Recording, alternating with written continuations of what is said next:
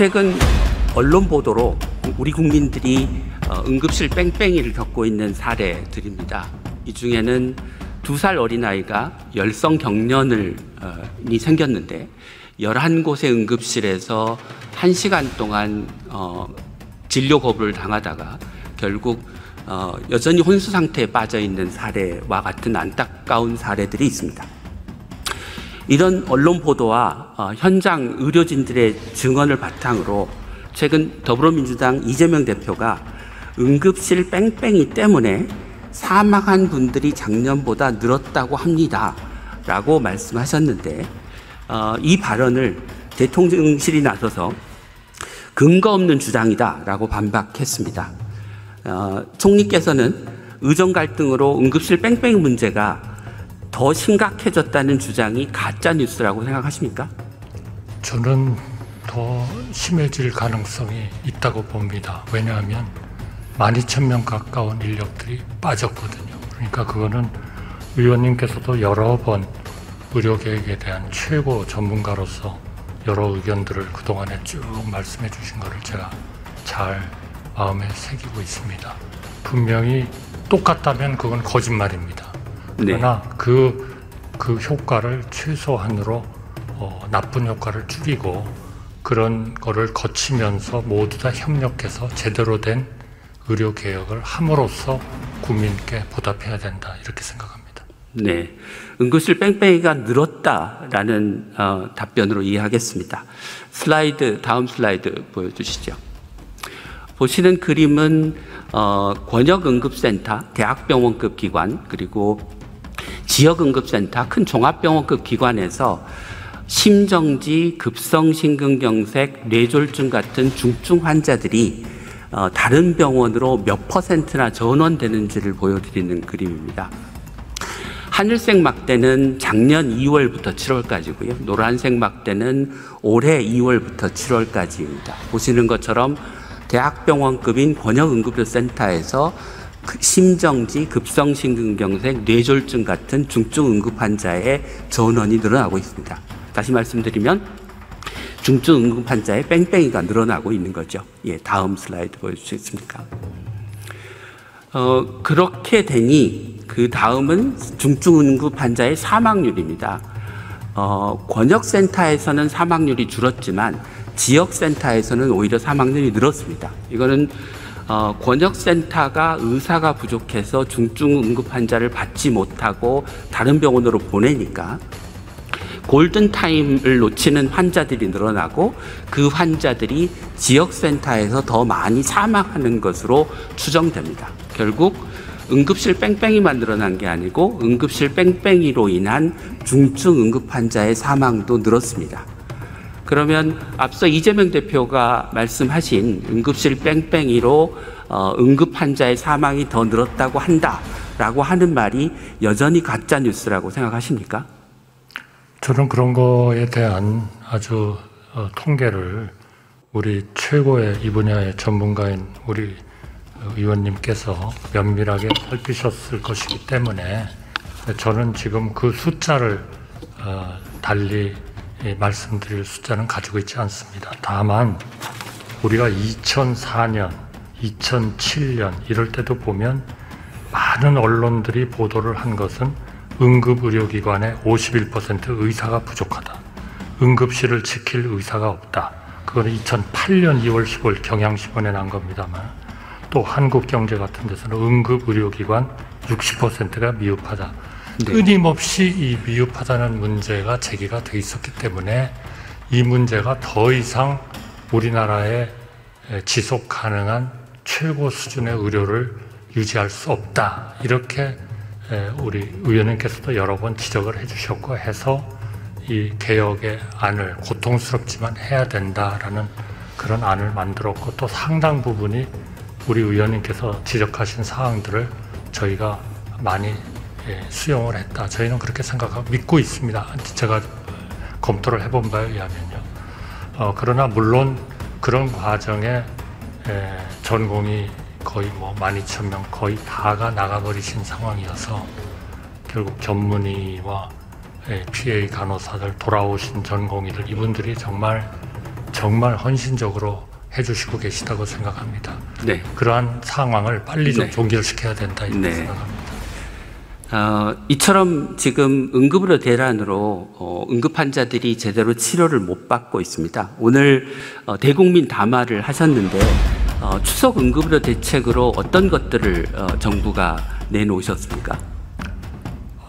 의원님 보시기에는 약간은 좀 그 표준적인 정책이라고 생각합니다. 우선 수요 쪽을 조금 줄여줘야 되겠다. 아무래도 응급실은 특히 상급 종합병원의 응급실은 중증, 이런 희귀, 이런 연속적으로 치료받는 분들이 가야 되기 때문에 좀 중증과 중증이라기보다는 중간층과 경증은 좀 우리 종합병원이나 이런 쪽으로 좀 가시도록 하기 위해서 이런 수가 같은 것도 좀 조정을 했고요. 뭐 제가 구체적으로 말씀드리진 않겠습니다. 이거는 어떻게 보면 좀 스탠다드한 정책들이기 때문에요. 그 다음에는 이제 공급 능력이, 의료 서비스에 대한 공급 능력이 늘어야 되지 않겠습니까? 그래서 그분들에 대해서 실제로 일하시는 분들, 또 헌신하고 계시는 전문의님들, 간호사님들, 이런 분들을 정말 최대한 좀 저희로서는 따뜻하게 좀 대우해 드릴 수 있는 그런 일들을 하고요. 이제 마지막으로는 역시 그 방금 말씀하신 이 이송, 전원, 이런 것들이 원활하게 이루어지는 것들이 굉장히 중요합니다.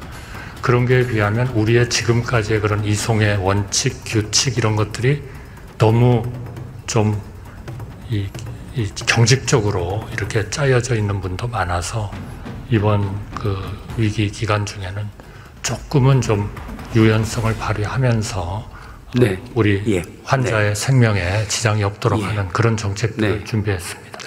저는 정부가 내놓은 대책이 지금의 급박한 응급의료의 상황을 해결하는 데 도움이 되는 정책이라고 생각합니다.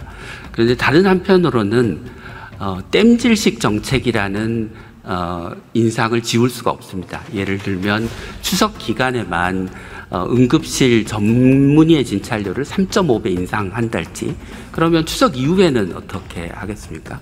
그다음에 경증 환자가 그 큰 응급센터를, 대학병원 응급센터 이용을 자제해달라라고 이야기를 하지만 그 경증 환자 중에 상당수는 실제로 중증 응급 환자일 수 있습니다. 그래서 근본적인 문제는 응급실의 전문의를 늘리는 것과 함께 응급 환자의 수술, 시술, 중환자 진료를 담당할 최종 진료를 담당하는 전문의를 늘리는 것이 과제라고 생각합니다. 그렇게 하면 이렇게 임시적으로 수가 올려준다, 인건비 지원해준다가 아니고 응급의료에 관한 법률을 개정해서 권역응급센터, 지역응급센터의 전문의의 인력 기준을 높이고 그에 상응하는 보상을 하고, 이제까지 병원들이 응급환자 진료에 대해서 소극적이었기 때문에 상급종합병원 지정과 같은 병원이 큰 관심을 갖는 정책과 연계해서 근본적으로 응급실에서의 뺑뺑이를 대한민국에서 없애는 그런 방향의 대책을 내놓아야 된다고 생각합니다. 그래서 만약 국회에서 그런 법을 발의한다면 정부가 적극적으로 검토하실 생각이 있으십니까? 저는 의원님의 그 문제 제기와 현상 파악에 대해서 저는 전적으로 공감합니다. 뭐 저희 의원님 보시기에는, 최고 전문가가 보시기에는 조금 더 개선될 점이 있지 않느냐, 이렇게 분명히 생각이 드실 부분들이 있을 겁니다.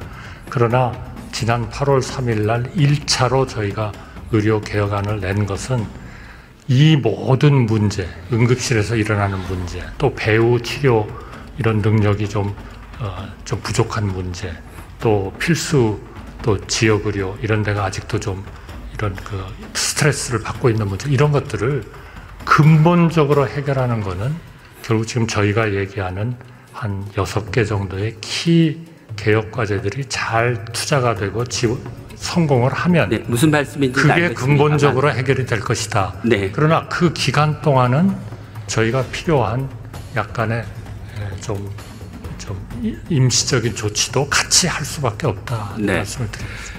그런 임시적인 조치가 필요하다는 건 앞서 말씀드린 그다음에 대로 제가 지금 답변을 못 드렸습니다. 네, 인정합니다만 그런 개혁을 하는 그런 네. 과정에서는 많은 아마 입법들이 필요할 겁니다. 네. 또 시스템을 만들기 위한 입법도 필요할 겁니다.